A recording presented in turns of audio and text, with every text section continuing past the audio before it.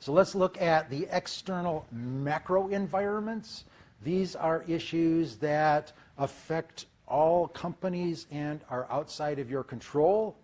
The goal here is not to affect them, but to understand what's going on so that you can work with the tide rather than fighting the tide. Yeah. So, sorry, I didn't talk about there. So these are the ones we're going to talk about: sociocultural, economic, technological, competitive.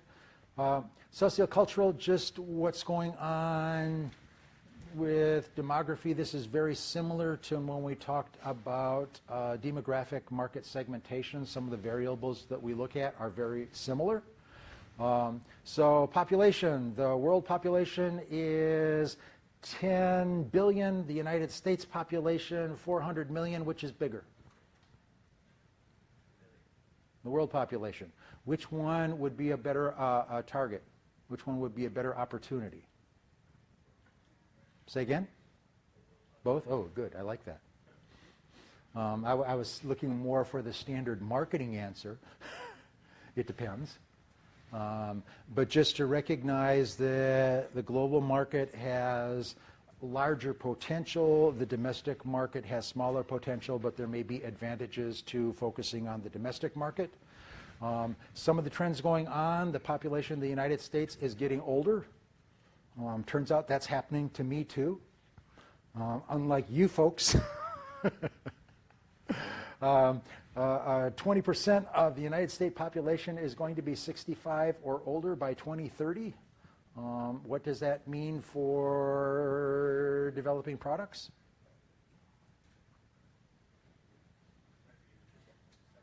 Say again?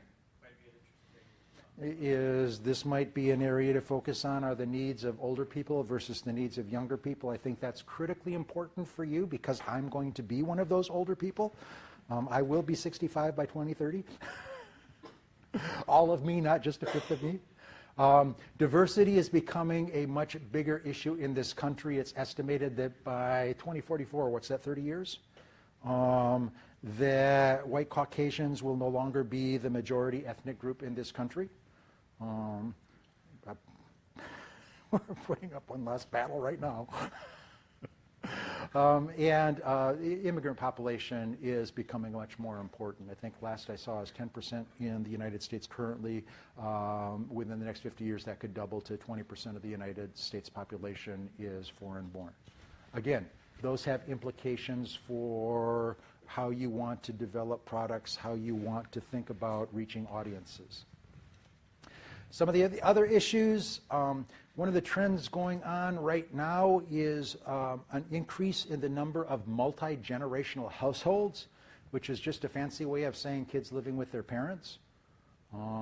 There's all kinds of theories as to what's going on with that. One is that the millennial generation, your folks, as you came of age, we had the Great Recession and housing prices became unobtainable and career opportunities were fewer, and as a result, for economic reasons, people are leaving home later. Also, younger people are delaying marriage. By many years from when I was your age, it was most people were married between the ages of 21 and 24. Today, it's not uncommon for people to get married for the first time in their 30s. That may be a reason for people staying at home longer because getting married, forming a household is one of the major reasons that people seek independent housing. Religion is an important issue. Historically, this country was traditionally Christian. You may have heard of the Judeo-Christian work ethic. That is still declining, although 70% of the people in the United States still identify in some measure with the Christian religion. Overall, the number of people who identify as Christians is declining, and we're seeing growth in both fundamentalists, evangelical Christians, as well as non-Christian religions. Again, religion plays an important part in culture. We talked about ethics, what's right and what's wrong. A lot of that derives from your religious background. Another environment is what's going on with the economy. The issue with the economy is that you can make money in a growth economy and you can make money in a recession economy. You just have to know which is which. The Ford Edsel, which was considered one of the greatest marketing blunders of all time, was as much a victim of bad economic timing as it was bad marketing. What happened was, right after the war, there was a boom of prosperity. People were able to buy cars, and people were looking for bigger, flasher, faster, more exciting cars. And the Edsel was designed to be the biggest, flashiest, most exciting car out there, more chrome per square inch than any other car on the market. And at that time, it took many years from drawing board to market to take a car from drawing board to market.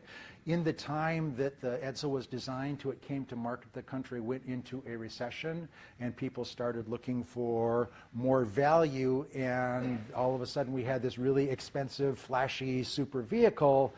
When people weren't looking for expensive, flashy super vehicles, they were looking for more economy vehicles, which contributed to the fact that it just did not sell the way it was supposed to sell. I just even recently, I remember, I don't know if you've been paying attention, but there was a dirigible airship service that was giving tours over the Bay Area that started operation in 2008. And this was a luxury tour where they bought a dirigible, and for $200 you would get a 2-hour tour of the Bay Area in a really cool airship. And in 2008 the economy tanked, and all of a sudden people were not interested in $200 joyrides, and that business really struggled, not because it wasn't a good idea, because the timing was bad. So the issue is you need to know where it's heading to make sure that you're fighting, or you're going with the current as opposed to against it. Some of the things you look at, economic indicators, things are looking mediocre right now. Economic index is up, consumer confidence is down, the CPI, consumer price index, is up just a small amount. Other issues you want to take into account looking at the economic environment is income, how much money people have. In the United States, the median income per household is $55,000. Does that seem like a lot? It does seem like a lot. You must live in a household. So it may or may not seem like a lot, but when you think about that for every person who's employed, there are children, there are people who are unemployed, there are retired people, and a household has many people, so an average salary might be much higher than median household income. But when we're looking at, as a benchmark, how much money people have, $55,000, and then as marketers, we're not so much interested in how much money people have, but how much money people have to spend on our products, right? So we don't look necessarily at total income. We look at disposable income, which is after tax, and that's money that is spent on the basic necessities, food, utilities, medicine. If I'm working in that arena, I'm concerned about disposable income. And then discretionary income is what's left over after you've covered the necessities. That's what you can use for savings or for luxury type items. Most of what we're dealing with in a consumer market is looking for discretionary dollars. Do you want to buy Coke versus Pepsi? That has nothing to do with being able to make the rent. That has everything to do with whether I want Coke versus Pepsi. Another major area to look at as technology, and this has been one of the major sources of marketing myopia. We talked earlier about the railroads where this new airline technology came in, and all of a sudden the railroads were out of business. We have seen in recent years the entire publishing industry basically crumble because their business model was content was free and you paid for distribution, right? You got a subscription to a paper, you bought a book, you bought a CD, you bought software, and you paid for the package rather than the stuff that was in it. And then when the internet came along and distribution of information became free, we had no business model because hadn't developed a plan for monetizing content. We'd only monetized distribution. So we saw all kinds of shifting going on in the publishing industry because of the change in the business model from monetizing distribution to monetizing content development. Some of the hot trends that are going on in technology right now, IoT, Internet of Things, autonomous cars, analytics, cloud computing, 3D printing, digital security, AI, virtual reality, augmented reality. Those are things that if I was, well, there's actually two issues here. One is if I had an existing business, these are areas that I would be monitoring for both opportunities and threats based on what's going on. And I think more importantly for folks who are just launching a career and don't have any preconceived ideas as to how the world should work, going into these areas can provide opportunities because here fresh ideas are much more valued than going into an established company. Another environment, competitive environment. What's going on with the world around you? And there's a couple ways we want to look at this. One is from a product perspective. There are really three levels of competition. Brand competition is what we most commonly think of when we talk about competition, and that would be head-to-head competition in the same industry. So it's Coke versus Pepsi, Coke versus Mountain Dew. We all understand that, but then taking one step back, we can go into a more generic product level or an industry level competition. So in addition to Coke competing against Pepsi, they're also competing against non-alcoholic soft drinks. So they're competing against Starbucks, they're competing against Gatorade, they're competing against Dasani. And you've seen the soft drink companies moving into these markets, recognizing that it's not just Coke versus Pepsi, but it's juice versus tea versus water versus soft drinks versus colas. Again, this is industry level competition. And then ultimately, we're all competing for discretionary dollars. So I'm Coke versus Pepsi, but you know, when you have money in your pocket, you can buy a Coke, you can go to the movies, you can make a down payment on a car, you can put it in the bank. Those are all alternative sources. Those are all competition for your discretionary dollars. So again, head-to-head, and then industry level or product level competition, and then ultimately we are all going for the same discretionary dollars. Another way of looking at the competitive environment is through industry structure. We had talked about this fairly extensively when we talked about pricing, is that the way that things work in a monopoly or an oligopoly are different. In a monopoly, you have a lot of discretion over setting prices. In an oligopoly, the market price tends to be stable, and it's very difficult to change prices either above or below the market price in an oligopoly situation. And in pure competition, the market tends to determine the prices. Where you are in the product life cycle. Different strategies for a brand new product where we're generating primary demand versus a mature stage product where we're slugging it out for market share against head-to-head competition versus the decline stage where we're just milking the product and looking for more attractive ways to invest our money. Barriers to entry. We talked about branding is a huge barrier to entry. Just the recognition that some products have based on years and years of positive experiences in advertising makes it very difficult for others to enter that market. And then just to bring it home academically, let's talk about Michael Porter's 5 forces model. Again, we talked earlier about Michael Porter when we talked about developing products. And again, he's a major theorist in the management area. and he talks about 5 factors that would affect the attractiveness of an industry, whether or not the threat of new entrants, that would be barriers to entry, how much power suppliers have versus how much power customers have, what are the threats of substitutes, and how intense is the competition within that industry. Ideally, you would be looking for an industry where there is no threat of new entrants, where you have the power, where there's very little competition, and there are no substitutes. And that would be marketing myopia. Yes? What's the difference between substitutes and rivalry? Substitutes is if I can take the bus rather than the train, and rivalry is price competition between United and Delta. Does that make sense? Good.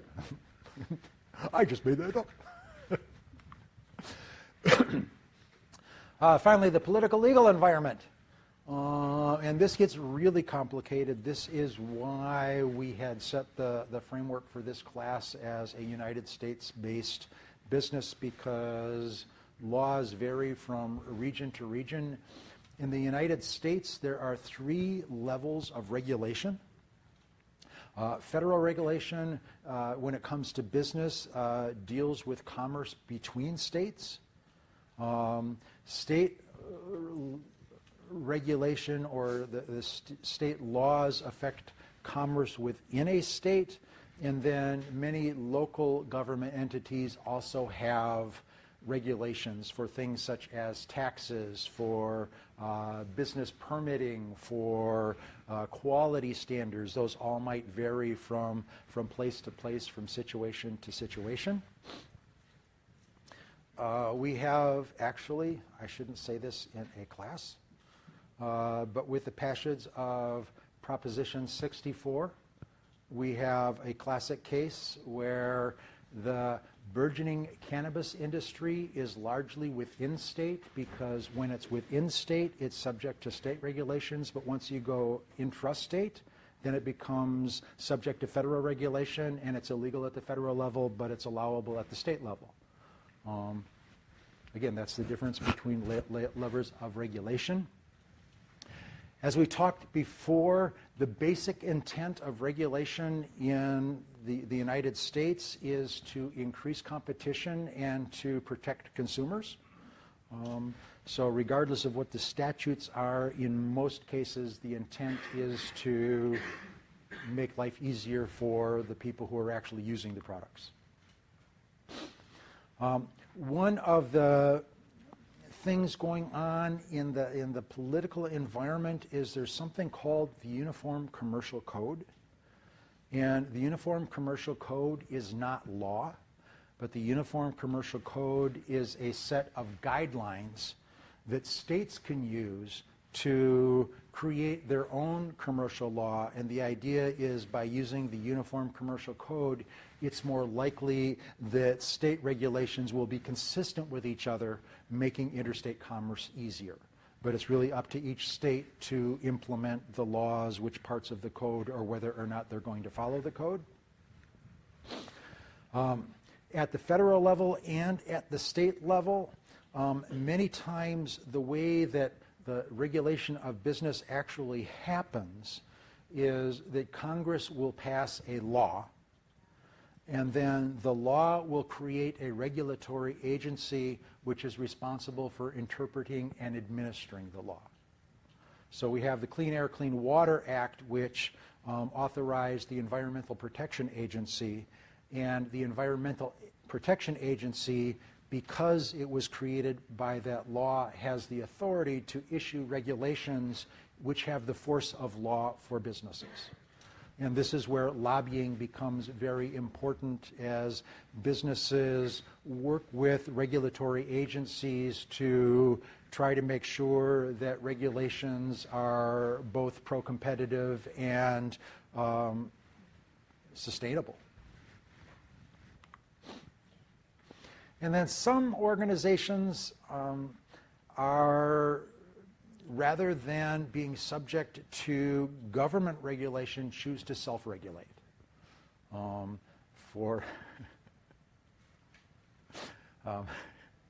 And that works until it doesn't, and then the government takes over. But FINRA, the Financial Standards Agency, is not a government body, but businesses choose to accept the standards published by FINRA as an alternative to government regulation.